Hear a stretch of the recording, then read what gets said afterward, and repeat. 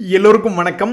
வேட்டைக்கு தயாராகும் ட்ரேடர்கள், ஷேர்கள் ரெடியா பாஸ் அப்படின்ற மாதிரி இன்றைக்கி 257 பாயிண்ட் நிஃப்டி ஏறி இருக்கு. மார்க்கெட் ஏறுதோ இறங்குதோ நண்பர்களே, ஸ்மார்ட் மணி கான்செப்டில் பல பேர் என்ன பண்ணியிருப்பாங்க, ஒரு குறிப்பிட்ட சப்போர்ட்டில் வந்து விழுகும் பொழுது சரி ஏறுதோ இறங்குதோ முதல்ல ஒரு அட்டம்ப்ட் வைப்போம். நிறையா பேர் அட்டம்ப்ட் அடிச்சிருப்பாங்க சில ட்ரேடர்கள். ஸோ அந்த ட்ரேடர்கள்லாம் இனி என்ன பண்ணுவாங்க, வேட்டைக்கு தயாராகிட்டே இருப்பாங்க. இனி எந்த பங்கு ஓரளவுக்கு ஏறுதோ அதைய வேட்டையாடிடுவாங்க. இருந்தாலும் இன்றைக்கி குறிப்பிட்ட ஆட்களுக்கு தான் மகிழ்ச்சி வந்திருக்கும், எல்லா ட்ரேடர்களுக்குமே மகிழ்ச்சி வந்திருக்காது. ஏன்னா நிஃப்டி டோட்டல் மார்க்கெட் இண்டெக்ஸ் என்பது 750 முக்கியமான பங்குகளை கொண்ட என்எஸ்சி இண்டெக்ஸ். அதில் வந்து 256 பேர் தான் இன்றைக்கி பாசிட்டிவாக இருக்காங்க. 400 பெரும்பான்மையான ஷேர்கள் என்பது இறங்கித்தான் கிடக்கு. ஸோ வேட்டைக்கு எல்லாருமே போக முடியாது. மேல் நோக்கி ஏறி வந்த சில ஷேர்கள் மட்டுமே வேட்டைக்கு ரெடியாக இருக்குது அப்படின்ற மாதிரி இன்றைய தேதியில் மேல் நோக்கி ஏறி வந்த சில முக்கியமான பங்குகள் அப்படின்னு பார்க்கும் பொழுது இந்த ஐடிஐ, எம்ஆர்பிஎல் இவங்க ரெண்டு பேரும் காலையிலேயே ஏறிட்டாங்க. அப்போ இருந்து தொடர்ந்து முன்னணியிலேயே இருந்து க்ளோசிங்லேயும் 15% மேலே லாபத்தில் வந்திருக்கு. அதானே மார்க்கெட்டில் நல்லதுன்னு ஒன்று நடந்தால் திருஷ்டிக்கு எவனாவது இறங்கியிருக்கணுமே அப்படின்ற உங்கள் mind voice correct. IDBI, Bandhan bank போன்ற செஞ்சிட்டாங்க நண்பர்களே. பேங்க் பங்குகள் சமீபத்தில் ஷேர் ஹோல்டர்ஸை செஞ்சு விட்டுட்டாங்க பல பேர்.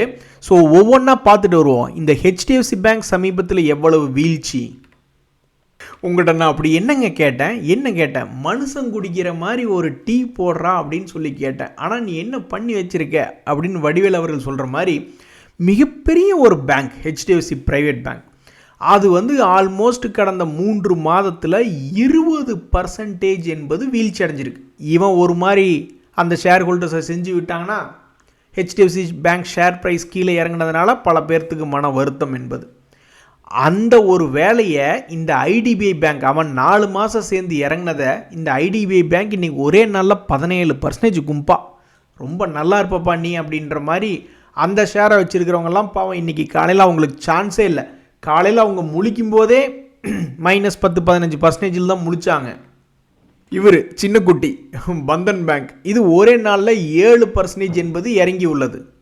ஸோ ஒரு கம்பெனி ஆரம்பித்த ப்ரொமோட்டர்கள் வந்து தங்களுடைய பங்குகளை விற்கிறாங்க அல்லது பிளட்ஜ் பண்ணுறாங்க. இது போன்ற தகவல்கள் வரும்பொழுது எல்லாமே மார்க்கெட்டில் ஒரு செல்லிங் ப்ரெஷர் என்பது வரும், அல்லது ஆஃபர் ஃபார் சேல் போடுறாங்க அப்படின்னு ஏதாவதுனாலும் ப்ரெஷர் என்பது வரும்.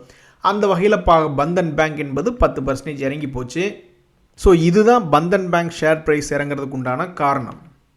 இதில் இந்த ஐடிபிஐ பேங்க் இன்றைக்கி ஏன் 15% இறங்கியிருக்கு, அந்த காரணத்தை விளக்குங்க அப்படின்னு எக்ஸ்சேஞ்சுகள் வந்து கேட்டிருக்காங்க. ஏன்னா மீடியாக்களில் இந்த மாதிரி இந்த ஷேர் வச்சுருக்கக்கூடியவங்க யாருன்னா பெரிய ஆளுங்க 2 பேர். எல்ஐசி வந்து 49%, பிரசிடென்ட் ஆஃப் இந்தியா 45%, ரெண்டுமே கவர்மெண்ட்.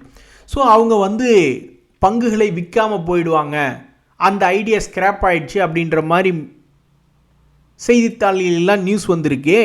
அதை பற்றி நீங்கள் என்ன சொல்கிறீங்க அப்படின்ற கேள்விகளை வந்து எக்ஸ்சேஞ்சுகள் கேட்டிருக்காங்க. நாங்கள் வந்து 2021 ஒரு அப்டேட் கொடுத்துருக்கோம், 2022 ஒரு அப்டேட் கொடுத்துருக்கோம், 2025 கூட நாங்கள் வந்து ஒரு அப்ரூவல் கொடுத்துருக்கோம். ஸோ இப்போதைக்கு கவர்மெண்ட் ஆஃப் இந்தியா கிட்டேருந்து எங்களுக்கு எந்த விதமான அதாவது நம்ம பங்குகளை வந்து ப்ரைவேட்டுக்கு விற்கக்கூடாது அப்படின்னு சொல்கிற மாதிரியெல்லாம் இந்த ஸ்கிராப்பிங் அப்படின்ற ஐடியாவெல்லாம் எதுவுமே எங்களுக்கு இன்ஃபர்மேஷன் வரல. ஸோ தகவல் வரும்பொழுது நாங்கள் சொல்கிறோம் அப்படின்ற மாதிரி அவங்க முடிச்சுட்டாங்க. ஆக மொத்தம் நெட் ரிசல்ட்டு பல்வேறு பேங்க்குகள் சேர்ந்து பல கோடி முதலீட்டாளர்களை கடந்த சில நாட்களாக செஞ்சு விட்டாங்க. பல்வேறு பேங்க்குகள் 10-20% இறங்கி போச்சு.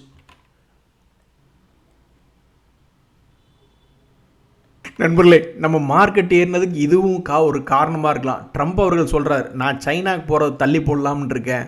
ரொம்ப நல்லது, நீங்கள் போகாமே இருந்துட்டா கூட ரொம்ப நல்லது அப்படின்னு தான் நிறைய பேர் நினைப்பாங்க.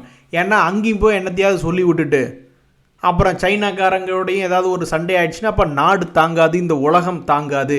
இப்போ கூட பாருங்கள், நம்ம மார்க்கெட் மேல் நோக்கி வர்றதுக்கு என்ன ஒரு முக்கிய காரணம் அப்படின்னு பார்த்தீங்கன்னா, ஈரான் வந்து பல்வேறு நாடுகளினுடைய கப்பல்கள் அவங்களுடைய எல்லை வழியாக போகிறதுக்கு அனுமதி அப்படின்ற மாதிரி சில பாசிட்டிவான விஷயங்களை பேசியிருக்காங்க. அதனால தான் நம்மளுடைய மார்க்கெட் மேல் நோக்கி வந்திருக்கு.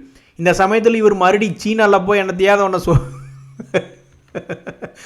வேணாம் பிலிப்ஸு, நான் அழுதுருவேன் அப்படின்ற மாதிரி நம்ம ஆல்ரெடி துன்பத்தில் இருக்கோம். இவர் சீனாவில் போயிட்டு ஏதாவது ஒரு புது பிரச்சனையை இழுத்து விட்டாங்கன்னு வச்சிங்களேன், ஸோ அவர் சொன்னது வந்து எல்லாரும் வரவேற்று மேபி மார்க்கெட் இதனாலேயே கூட ஏறி இருக்கலாம். நல்ல வேளை அவர் சீனா போக மாட்டாரோ அப்படின்னு நினச்சிக்கிட்டு. பெண்களின் பெருமை பொறுமை அப்படின்னு ஒரு வாக்கியம் இருக்குது. அது மாதிரி பாருங்கள், ஸ்டாக் மார்க்கெட்டில் நிறைய பேர் வந்து பொறுமை இல்லாமல் தான் நிறையா இழந்துடுறாங்க. அதுவும் இல்லாமல் கணக்கு தெரியறதில்ல. ஒரு குருட்டு தைரியம்தான். கையில் இருக்கக்கூடிய பணத்தை வந்து மார்க்கெட்டில் போட்டோன்னே போட்ட இடத்துலேருந்தே திரும்பி வந்துடும் அப்படின்னு நிறைய பேர் தைரியமாக வந்திருப்பாங்க. அப்படி நடக்கணும்னு அவசியம் இல்லை. இங்கே பாருங்கள், நம்மளுடைய நண்பர் ராணி அவர்கள் என்ன சொல்கிறாங்கன்னா, நான் கிட்டத்தட்ட ஒரு 12.5 லட்சம், இவரும் ஒரு லெஜண்டு தான், 12 லட்சம் வரைக்கும் நான் ஸ்டாக் மார்க்கெட்டில் சேர்த்திருக்கேன். என்னால் எவ்வளவு முடியுதோ நான் அவ்வளவு தான் வாங்குவேன். நான் எங்கெல்லாம் எனக்கு தகவல் கிடைக்குதோ, பட்டாசு லிஸ்ட்டு முதல் கொண்டு எத்தனையோ லிஸ்ட்டுகள் வந்து மார்க்கெட்டுக்குள்ளே சுற்றிக்கிட்டு இருக்குது. ஸோ எனக்கு வந்து எந்த பங்குகளோ அதில் வந்து ஒரு 5-10 அப்படின்ற மாதிரி தான் நான் ஸ்டாக் வாங்குவேன். ஏன்னா என்கிட்ட எவ்வளோ பணம் இருக்குதுன்னு தெரியும், ஒவ்வொரு மாதமும் எனக்கு எவ்வளோ பணம் வரத்து என்பது தெரியும். அதுக்கு தகுந்த மாதிரி தான் நான் பிளான் பண்ணி வாங்குவேன். சில பேர்லாம் வந்து மிடில் ஈஸ்டில் இருந்துக்கிட்டு மாதம் 5 லட்சம் 10 லட்சம்லாம் கூட சம்பாதிப்பாங்க. ஸோ அவங்களுடைய வரவு என்பது வேறு மாதிரி இருக்கும். நம்ம இந்தியாவில் இருந்துக்கிட்டு நம்மளுடைய வரவு என்பது வேறு மாதிரி இருக்கும். ஸோ நான் அதுக்கு தகுந்த மாதிரி தான் பிளான் பண்ணிவிட்டு இப்போவும் என்னுடைய பங்குகள்லாம் 15% ப்ராஃபிட்டில் தான் இருக்குது. இதுக்கு முன்னாடி ஒரு 30-40% லாபத்தில் இருந்தது. பட் இப்போ மார்க்கெட் கொஞ்சம் சரிவடைஞ்சிட்டதுனால இப்போவும் 15% லாபத்தில் தான் இருக்குது அப்படின்ற மாதிரி தன்னுடைய எக்ஸ்பீரியன்ஸை ஷேர் பண்ணியிருக்காங்க. உண்மையிலேயே இது வந்து ஒரு இன்ஸ்பிரேஷனான ஒரு கமெண்ட். யானைக்கும் அடிசருக்கும் அப்படின்ற மாதிரி ஒரு நண்பர் அவருடைய போர்ட்ஃபோலியோவில் இருக்கக்கூடிய பல்வேறு பங்குகள் எல்லாமே 52 வீக் லோ, 52 வார லோவில் இருக்குது அப்படின்றாரு. இந்த மாதிரி இருந்தால் எப்படிங்க தொழில் பண்ணுறது நம்ம மார்க்கெட்டில்? 1-2னா சமாளிக்கலாம். நண்பர்களே, உண்மைதான். ஏதாவது ஒரு இன்ஃபர்மேஷன் வருது, செய்திகள் வருது அப்படின்னா ஸ்டாக் மார்க்கெட்டினுடைய வால்டிலிட்டி என்பது இருக்கும். ஆனால் கால் வைக்கிற இடத்துல கண்ணி வெடி வைக்கிற மாதிரி இருக்கக்கூடாது. இந்த அதானி டோட்டல் கேஸ் சிவனேன்னு கடப்பாறை தூக்கி தண்ணியில் போட்ட மாதிரி கீழே செங்குத்தாக கீழே தான் விழுந்துக்கிட்டு இருந்தான். திடீர்னு இந்த வார் வந்த உடனே கேஸில் ஏதாவது இது பெருசாக சம்பாரிச்சிருவாங்களோ இந்த ஏடிஜிஎல் அப்படின்ற ஒரு காரணத்தினால டக்குன்னு ஒரு குறிப்பிட்ட சப்போர்ட், இது டெக்னிக்கல்னுடைய சக்தியில் இருக்கும்போது நியூஸ் வந்துச்சா இல்லை என்ன அப்படின்றது யாருக்கும் தெரியாது. பட் நியூஸ் வருது, நியூஸ் வந்த உடனே சப்போர்ட்டில் இருந்தவொடனே தூக்கி 40% மேலே உட்கார வச்சாங்க 3 நாளில். கடைசியில் பார்த்தா இப்போ மறுபடியும் ஒரு 20% இறக்கி விட்டுருக்காங்க. ஸோ செய்திகள் வருது, எல்லாம் சரிதான். ஆனால் அந்த பங்கு வந்து தன்னுடைய கடந்த கால வரலாறில் ஒருத்தனை சந்தோஷப்படுத்தி குஜால்படுத்தி இருக்கிறதா இல்லை அவனை ரொம்ப துன்பப்படுத்தி இருக்கிறதா அப்படின்றதெல்லாம் பார்க்க தான் வேணும். அந்த வகையில் இந்த ஏடிஜிஎல் அதானி டோட்டல் கேஸ் அப்படின்ற பங்கெல்லாம் ஒரு பல பேர்த்து துன்பத்தாக படுத்தியிருக்கு. 4000 ரூபாயில் இருந்தவனை கொண்டு போய் 400 ரூபாயில் வச்ச சரித்திர நிகழ்வெல்லாம் ஒரு முறை நடந்திருக்கு. அப்போ அப்படியெல்லாம் நடந்ததை நினச்சி பார்த்தவங்க சரி என்ன நியூஸ் வந்தாலும் எனக்கு அந்த பக்கம் வேலை இல்லை அப்படின்ற மாதிரி போயிருந்தாங்கன்னு வச்சிங்களேன், அவங்களுக்கு சில பேர்லாம் தப்பிச்சிருப்பாங்க. யோசிச்சு பாருங்கள், யாராவது ஒரு முக்கியமான செய்தி அப்படின்னு சொல்லிட்டு 640 போய் எடுத்திருந்தாங்கன்னா 3 நாட்களில் 520. இதுக்கு பேர் தான் மார்க்கெட் ரிஸ்க் என்பது. எனக்கு ஒரு நண்பர் சொன்னது புரியவே இல்லை. ஓலா எலக்ட்ரிக் வந்து என்னை ரிலீஸ் பண்ணிட்டான் அப்படின்ற மாதிரி போட்டிருந்தார். அது எப்படா நம்மளுக்கு தெரியாமல் கீழே துபுகடின்னு கீழே விழுந்த ஓலா எலக்ட்ரிக் எப்படா திரும்பி வந்து தன்னைத்தானே மீட்டெடுத்தான் அப்படின்னு எனக்கு ஒரே குழப்பரேஷன். போய் எடுத்து பார்த்தேன், அப்போ ஒன்றும் புரியல. அந்த ஓலா எலக்ட்ரிக் கடப்பாறை தூக்கி தண்ணியில் போட்ட மாதிரி செங்குத்தாக தான் இறங்கி 24 ரூபாயில் தான் ட்ரேட் ஆகிட்டு இருக்கு. சமீபத்தில் இந்த வார் ரிலேட்டடான செய்தியில் அப்படி இப்படின்னு ட்ரேட் ஆகிட்டு இருந்தான். ஏன்னா இது ஃபுல்லாக எலக்ட்ரிக் வெஹிக்கிள் இல்லைங்களா, அதனால். ஆனால் அவன் திரும்ப தன்னுடைய ஹையை திருப்பி மீட்டெடுக்கவே இல்லையே, எப்படி இவரை ரிலீஸ் பண்ணாங்க? அதில் ஏவரேஜ் இஸ் பெஸ்ட்டுன்னு போட்டிருக்காரு. எனக்கு ஒன்று ஒருவேளை இன்ட்ராடேயில் இவர் ஏதாவது உள்ளே போயிட்டு வெளியே வந்தாரா என்ன அப்படின்றது ஒன்றும் புரியல. ஆக மொத்தம் வந்து ஒருத்தர் ரிலீஸ் பண்ணி விட்றாங்க, ஒரு பங்கு ரிலீஸ் பண்ணி விட்றாங்கன்னா ஒரு சென்டர் பாயிண்ட்லேருந்து கீழே போகாமல் தன்னுடைய பழைய ஹையை மீட்டெடுத்து அங்கே ரிலீஸ் பண்ணி விட்றதுக்கு பேர் தான் ரிலீஸ். அதாவது இருக்கிறதுலே ஒஸ்ட் கேஸ் சினாரியே யாராவது இருக்கிறதுலே போய் உச்சியில் போய் மாட்டிக்கிட்டாங்க, அவங்கள வந்து ரிலீஸ் பண்ணி விடுச்சு அப்படின்ற மாதிரினா தான் அதுக்கு பேர் ரிலீஸ். ஒரு உதாரணத்துக்கு இந்த ஐடிபிஐ பேங்க் அப்படின்றது பார்த்திங்கன்னா 2024களில் அது 76 ரூபா ரேஞ்சில் இருக்குது. அதுக்கப்புறம் அவன் 50 ரூபா 60 ரூபா ரேஞ்சுக்கு போய் விழுந்துட்டான். அப்புறம் மறுபடியும் தன்னுடைய பழைய கையை மீட்டெடுக்கும் பொழுது தான் அதுக்கு பேர் தான் ரிலீஸ். இனி இப்போ வந்து சமீபத்தில் பார்த்தீங்கன்னா 120 ரூபாயிலிருந்து குப்புன்னு விழுந்திருக்கான். எவ்வளோ பெரிய வீழ்ச்சி இந்த ஐடிபிஐ! 120 ரூபாய் எங்கே, 76 ரூபாய் எங்கே? இனி இவங்களை எப்போ மீட்டெடுக்க போகிறாங்கன்னு தெரியல. கரடிகள் மார்க்கெட்டில் இருக்கக்கூடிய நேரத்தில் நம்ம செய்ய வேண்டிய தீர்வு என்னன்னா, பேசாமல் ஒரு நல்ல பங்காக கையில் இருக்கும்போது அமைதியாக உட்கார்ந்துருக்கிறதா அப்படின்றதான் இந்த 2 பங்குகளும் சொல்லுது. ஒரு உதாரணத்துக்கு பார்த்தீங்கன்னா, இந்த ஹீரோ மோட்டோகார்ப்பினுடைய சமீபத்தினுடைய விலை விட்டுருங்க, அதனுடைய முக்கிய தகவல் என்பது 200 டேஸ் மூவிங் ஆவரேஜ் கிட்ட வந்து விழுந்திருக்கு. ஏற்கனவே ஒரு முறை 200 டேஸ் மூவிங் ஆவரேஜ் கிட்ட வந்து விழுந்ததுக்கப்புறம் கொஞ்சம் மேலே போனவன் தான். ஆனால் அந்த தகவலை விடவும் இன்னொரு மிக முக்கியமான தகவல், கரடிகள் இருக்கும் பொழுது முதலீட்டாளர்கள் செஞ்சு கொண்டிருந்த வேலை என்ன அப்படின்னு பார்க்கும் பொழுது, இவன் பாட்டுக்கு சரிவடைஞ்சிட்டான். 6000லிருந்து 3000 ரூபாய்னு 50% இறங்கிடுச்சு. இருந்தாலும் இது லாபம் செய்யக்கூடிய ஒரு பங்கு, செக்டர் லீடராகவும் இருக்கக்கூடிய ஒரு பங்கு. அங்கிருந்து 3000லிருந்து அப்படியே திருப்பி 6000 பணத்தை வந்து ஒரே வருஷத்தில் டபுள் பண்ணி விட்டுட்டு அப்புறம் கீழே விழுந்துருக்கு. ஸோ இதை பார்த்து கொண்டு இருக்கக்கூடிய பல பேர் என்ன எதிர்பார்க்குறாங்கன்னா, அந்த ஐடிபிஐ எப்படி கிராஷ் ஆகி கீழே விழுந்ததோ அதே மாதிரி ஏன் நல்ல நல்ல பங்குகள் கிராஷ் ஆகி பழையபடி இன்னும் ஒரு முறை கீழே விழுகக்கூடாது, இன்னொரு ரவுண்டு போயிட்டு வரலாம்ல அப்படின்ற மாதிரி பல பேர் எதிர்பார்த்துக்கிட்டு இருக்காங்க. அதுக்குன்னு எல்லா பங்குகளுமே கீழே விழுந்தவன் திரும்பி ஏறுறதில்லை. இப்போ இந்த அப்பல்லோ பைப்ஸ் அப்படின்ற ஒரு பங்கு இருக்குது, இன்னும் ஒரு மோசமான வீழ்ச்சி பாருங்கள். 800 ரூபாய் எங்கே, கீழே 200 ரூபாய் எங்கே, அப்படி விழுந்திருக்கான். விழுந்துட்டு சிறிய அளவில் இப்போ 400 ரூபாய்ன்னு ஏறி இருந்தாலும் ஏன் இவனுக்கு திரும்பி ஏறி வர்றதுக்கு சப்போர்ட் பண்ணல அப்படின்னா, அவங்களுடைய குவார்ட்டர்லி ரிசல்ட்ஸ் எல்லாம் ஒன்றும் பெரிய விஷயமே இல்லை. அவங்க என்ன பெருசாக அவங்களுடைய லாபத்தை அப்படியே இன்க்ரீஸ் பண்ணிக்கிட்டே போகிறாங்களா? இன்ஃபேக்ட் போன குவார்ட்டரில் 4 கோடி நஷ்டம்தான் பண்ணி வச்சுருக்கு. ஸோ நம்ம செய்ய வேண்டிய தீர்வு என்ன அப்படின்னா, ஒரு செக்டர் லீடர்களாக இருக்கும் பொழுது அந்த வாய்ப்பு என்பது 2 மடங்கு ஆகிறது. அதே சமயம் சுமாரான லாபங்கள் செய்யக்கூடிய கும்பா குட்டிகள் எடுத்து வச்சுருந்தோம்னா அப்புறம் காலத்துக்கு உட்காந்துக்கிட்டு இருக்க வேண்டியதான். பாருங்கள், இது ஒரு வருஷமாக இன்னும் வரல. இனி அது எந்த காலத்தில் மேலே வந்து ரிலீஸ் ஆகி விடுதுன்னு தெரில. ஸோ கீழே விழுந்த பங்கு மறுபடி தன்னுடைய பழைய உச்சிக்கு போகிறதுக்கு பேர் தான் லாக்கை ரிலீஸ் பண்ணி விடுறது அப்படின்றது. அவருக்கு எப்படி 200 ரூபாய்க்கு லாக்கை ரிலீஸ் பண்ணி விட்டார், என்ன எதை வச்சு கமெண்ட் போட்டாருன்றது எனக்கு புரியல. நண்பர்களே, ஒரு மிக முக்கியமான தகவல், அதாவது ரியல் எஸ்டேட் கம்பெனிகளினுடைய விலைகள் என்பது இறங்கலாம் அல்லது ஏறலாம், ஏதோ ஒன்று நடந்துகிட்ருக்கலாம். ஆனால் என்றைக்குமே ரியல் எஸ்டேட்டினுடைய விலை ஏறு முகத்திலேயே தான் இருக்கும் அப்படின்றதான் ஒரு மிக முக்கியமான தகவலாக இருக்குது. அதாவது இப்போ நீங்கள் இந்த டிபி ரியாலிட்டி வேலர் எஸ்டேட் அப்படின்ற ஒரு பங்கினுடைய விலை எடுத்து பார்க்கும்பொழுது எல்லாமே ரியல் எஸ்டேட் லேண்டை வாங்கி விற்று எல்லாம் பிஸ்னஸ் பண்ணுறாங்க. ஆனால் அந்த ஷேரினுடைய விலைகள் என்பது மிகப்பெரிய அளவில் ஏற்றமும் இறக்கமுமா இருக்குது. இப்போ கூட பாருங்கள், அது வந்து 52 வீக் லோவில் வந்து ஒரு சென்டர் பாயிண்டில் வந்து விழுந்திருக்கு. இனி மறுபடியும் இவன் மேலே கீது போக போகிறானா இல்லை மறுபடியும் இன்னும் பெருசாக கீழே வீழ்ச்சி அடைய போகிறானா அப்படின்றது யாருக்கும் தெரியாது. ஆனால் ஒரு நண்பர் இந்த இடத்துல ஒரு மிக சிறப்பான ஒரு கமெண்ட் சொல்கிறாரு பாருங்க, நம்ம ஸ்டாக் மார்க்கெட்டுக்கும் ரியல் எஸ்டேட்டுக்கும் ஒரு வித்தியாசம் இருக்குங்க. ரியல் எஸ்டேட் வந்து ஒரு இடத்துல வந்து நம்ம ஒரு சென்ட் 3.5 லட்சத்துக்கு சில வருடங்களுக்கு முன்னாடி வாங்கியிருக்கோம்.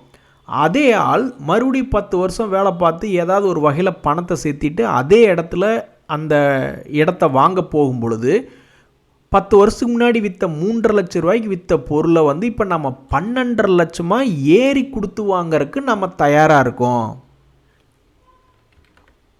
ஆனால் ஸ்டாக் மார்க்கெட்டில் அப்படி நடக்கிறதில்ல. எல்லாருமே ரொம்ப பயப்படுறோம். அந்த லேண்டை வச்சு தான் தொழில் பண்ணுறக்கூடிய நிறுவனங்களாக இருந்தாலும் சரி, அல்லது பொதுவாக எந்த ஒரு துறை சார்ந்த பங்காக இருந்தாலும் நம்ம வந்து பயந்துக்கிறோம். அது என்னவோ தெரியலிங்க, அதெல்லாம் சைக்காலஜி பொறுத்து தான். 1 கோடி 10 லட்சம்னெல்லாம் நம்ம போட்டு தைரியமாக போய் ஒரு பொருளை லேண்டை வாங்கிடுறோம் அல்லது வீட்டை கட்டி அங்கே நம்ம உட்காந்துக்கிறோம்.